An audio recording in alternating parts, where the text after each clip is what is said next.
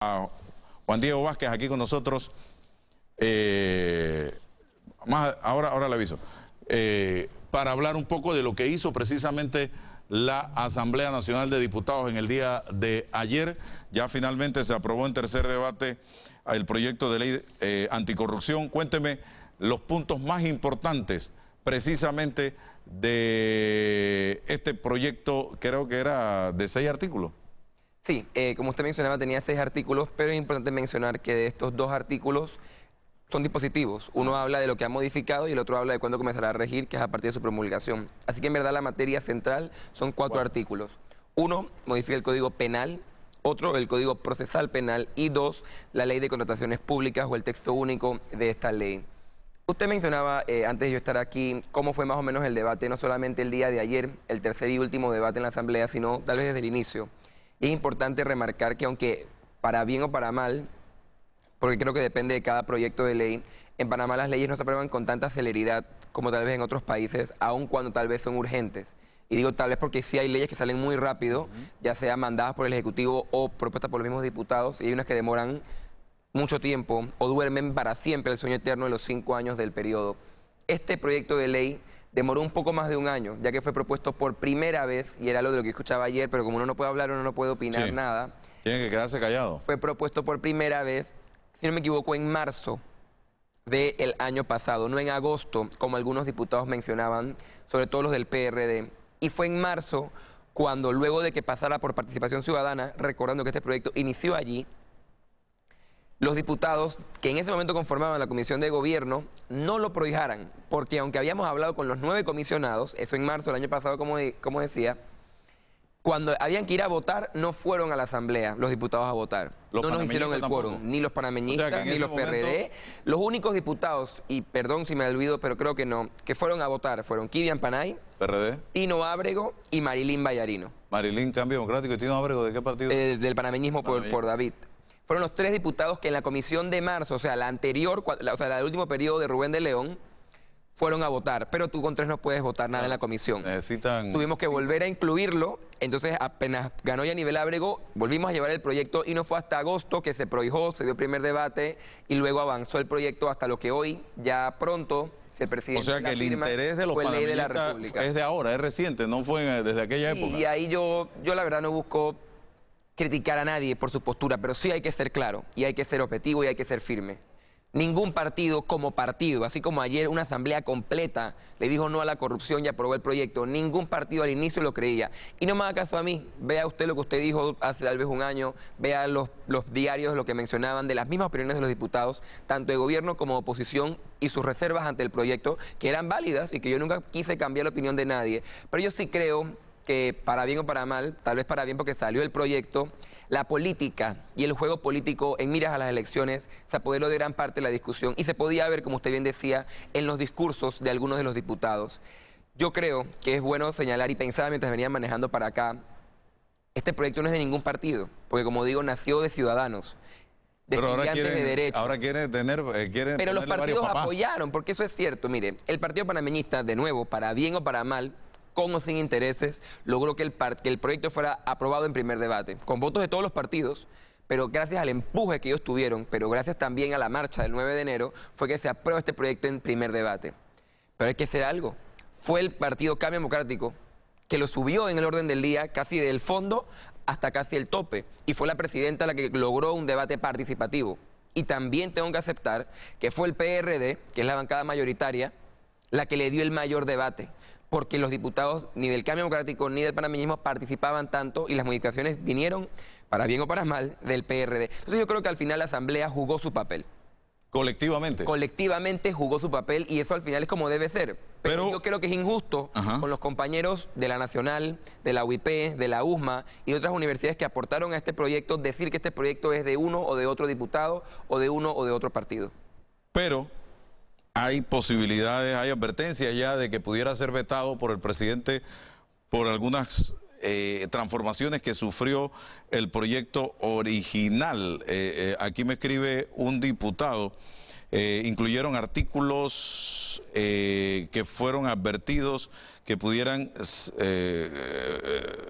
darse vicios de inconstitucionalidad, como los presentados, aprobados, no sé, ¿qué dice usted? Sí, eso debe referirse el diputado a que en la última fase, y tengo que decir que fue la última fase del segundo debate, fue muy acalorada, porque como usted sabe es la última que hace estas modificaciones, introdujeron algunas modificaciones a la ley 22 que hablaban de la incapacidad legal para contratar. Aquí tengo que hacer otra salvedad, con el respeto de todos los diputados, en este caso específicamente los del PRD. Eso de inhabilitar empresas, eso de perfeccionar el proyecto, sí es cierto, lo propuso el PRD, pero esas normativas, y usted lo sabe, fueron propuestas por ciudadanos, por estudiantes, en el proyecto de ley que hoy es el 597 de inhabilitación definitiva, mal llamado muerte civil. Esto no es nuevo para nosotros. Y es falso que el PRD es el que trajo esta necesidad al debate, porque fuimos los ciudadanos. El PRD lo propuso y lo incluyó este proyecto porque estaba en otro. Pero esto no es tampoco para darse los golpes de pecho de paladines de la justicia. Lo que algunos diputados, sobre todo el panameñismo, aquejan es que el proyecto tiene unas líneas en las que habla de la incapacidad legal para contratar e incluye, y lo voy a leer, la declaración jurada, ya sea notariada, autenticada o apostillada, que ahora tienen que presentar todas las empresas o empresarios que quieran contratar con el Estado, que acredite no haber sido condenada en Panamá o en el extranjero por sentencia judicial definitiva o, y esta es la parte importante, no haber realizado acuerdos de pena o de colaboración eficaz. O sea que según este proyecto, MECO no puede hacerle más trabajos al Odebrecht, tampoco puede. Cualquier empresa que haya sido condenada. Ninguna de estas empresas de Blue Apple que han hecho acuerdos de pena pueden. Yo creo que los de Blue Apple son acuerdos judiciales, son acuerdos extrajudiciales. Habría que revisar con detalle cuál es el acuerdo o el acuerdo en el que cada estado llegó. Porque Odebrecht, por ejemplo, sí llegó a un acuerdo que fue judicializado. Pero por lo que entiendo, y para no equivocarme, digo que estoy casi seguro, que el acuerdo de las de Blue Apple fue con el presidente, ¿no? Que fue de hacer las escuelas, así que eso no es judicial. Habría que ver si eso se incluye en esta lista. Pero lo que algunos diputados decían es que incluir el tema de la colaboración eficaz podía traer vicios de inconstitucionalidad. Expertos en la materia, como el doctor Ernesto Cedeño, ya publicaron también artículos en los que van en esa línea. Yo la verdad no veo, y hablé con el director con el presidente del colegio, mi profesor de Derecho Penal, que al inicio dijo que tal vez podía ser un problema, pero luego ayer me dijo que para él, luego analizarlo mejor, no debía traer problemas de inconstitucionalidad. Así que ahora lo que toca es que el presidente juegue su papel y que en dado caso la Corte juegue el suyo más adelante. Aquí tenemos buenas leyes, pero quienes administran justicia no aplican las buenas leyes. O hay por debajo de la mesa situaciones que hacen que muchas de estas leyes no se apliquen. Entonces, ¿de qué vale tener una ley de esta naturaleza si a las finales no se va a aplicar? Esa es una gran preocupación que hay en la ciudadanía. Mire, le doy el ejemplo y le doy la solución, quiero pensar por así decirlo. Lo que usted hablaba antes de yo llegar al programa del señor que atacó a alguien que entraba a su casa, el Código Penal, a mi consideración, es muy claro. Y que un abogado diga que el sistema penal acusatorio es violatorio de derechos, para mí es falso, no es perfecto, como nada. Pero el que diga que esta ley procesal es peor que la anterior, para mí sí tiene un problema. El Código Penal, don Álvaro, es claro cuando dice que la defensa propia, la legítima defensa, en las formas que establece el Código, es un eximente de culpabilidad. Por ende, yo no puedo declarar a alguien culpable cuando se estaba defendiendo, porque sería ilógico, como usted lo ha planteado. Y ahí, usted bien menciona, cómo la aplicación de la norma juega un papel muy importante de parte del Ministerio Público, de los abogados, que también hay que decirlo, que a veces aplican mal la norma para su conveniencia, y de los jueces. Este proyecto de ley lo que buscaba era justamente eso. Había diputados que hablaban de la falta de independencia judicial, que, ojo, no es excusa para no aprobarlo, porque ¿quién da el presupuesto para las instituciones públicas? La Asamblea. Si la Asamblea le dice al Ejecutivo, yo no te apruebo un solo traslado de partida más hasta que le des 10 millones a la Corte, ¿qué le va a quedar al presidente? Hacer el traslado. Entonces la Asamblea tiene un discurso que a veces no se lleva a la práctica, pero lo importante es, con esta ley se cierran puertas, porque ahora, y lo dijimos ayer, el Ministerio Público ni el órgano judicial pueden decir, ah, no, es que prescribió. Ah, no, es que porque la vista fiscal es muy larga o porque la investigación es muy larga es que prescribió. Ya no hay chance, porque la prescripción en algunos casos ya no es una excusa. Ningún corrupto condenado por corrupción con este proyecto, con esta ley, podrá volver al gobierno. Eso es lo importante y muchas gracias por tu pregunta. De verdad que ayer hicimos un paso importante en materia anticorrupción y en materia de justicia.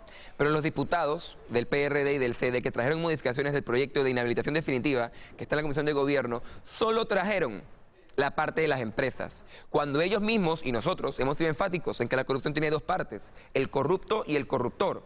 Mi pregunta es, si iban a traer parte del otro proyecto para inhabilitar empresas a este, ¿por qué también no traer el que inhabilitaba a funcionarios? Porque ahora, si el presidente sanciona esta ley, solo vamos a tener inhabilitación para empresas y no para funcionarios. No puede ser. Entonces el mensaje es inadecuado. ¿Qué?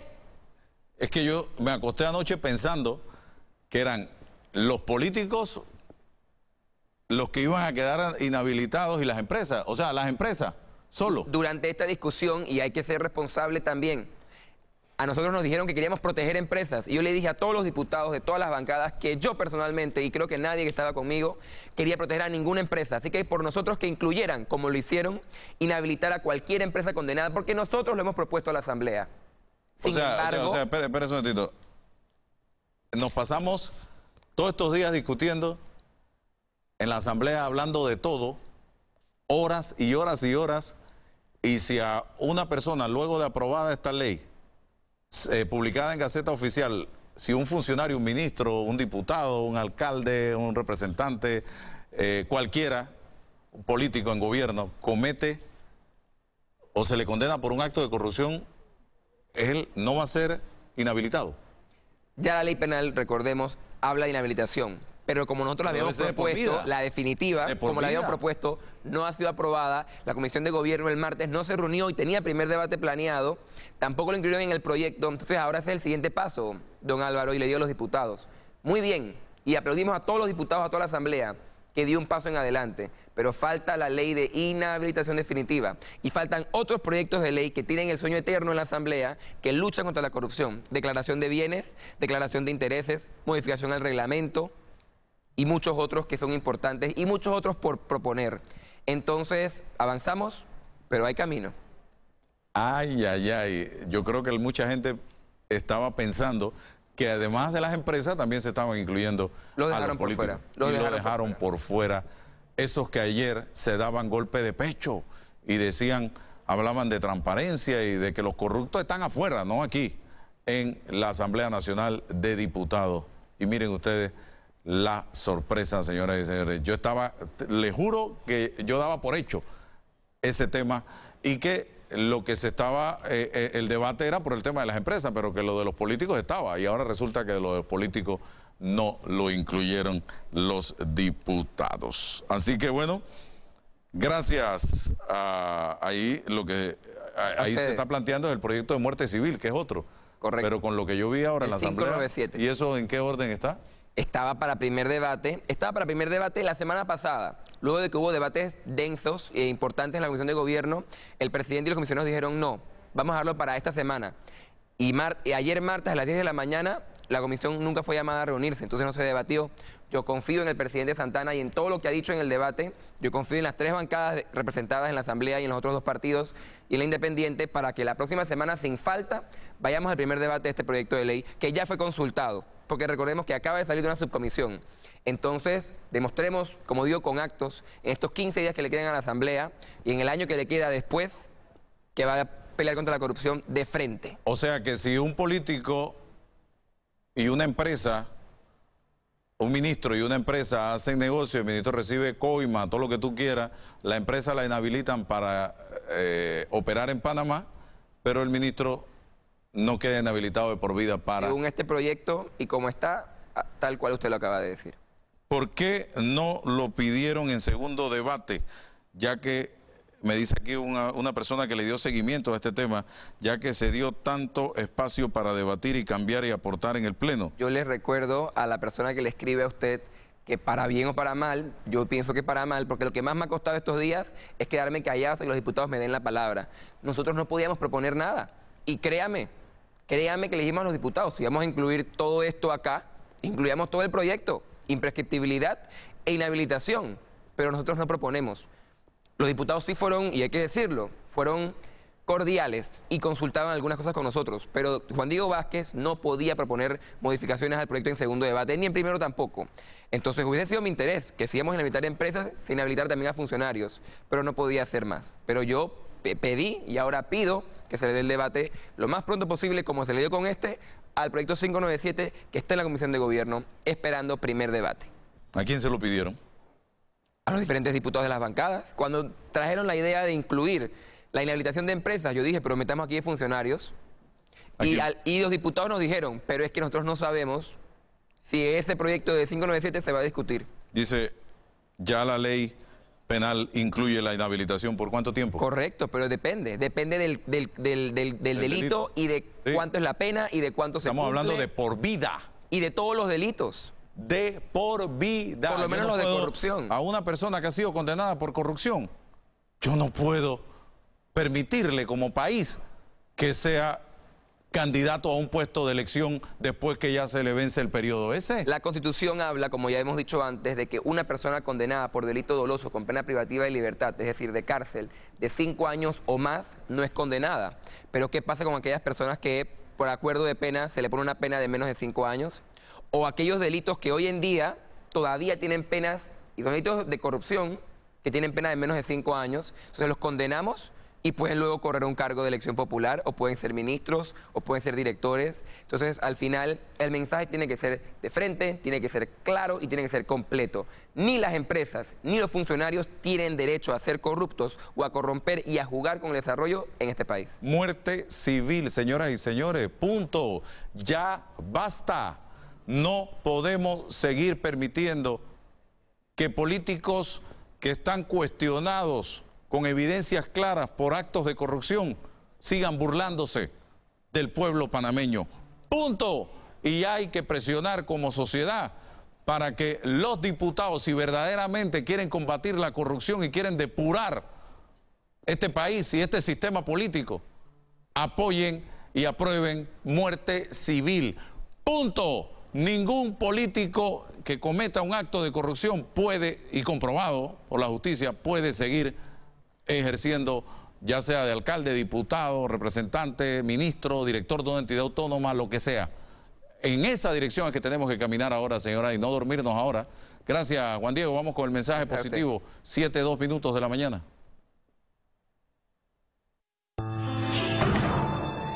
No importa cuántas veces caigas, lo que importa es seguir intentándolo. Siempre habrá obstáculos. Y derrumbarse será fácil. Sin embargo, el fracaso es parte del éxito.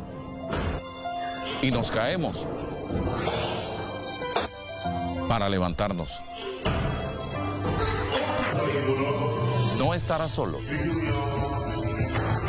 Siempre habrá alguien ahí. Estará para darte la palabra que necesitas, para apoyarte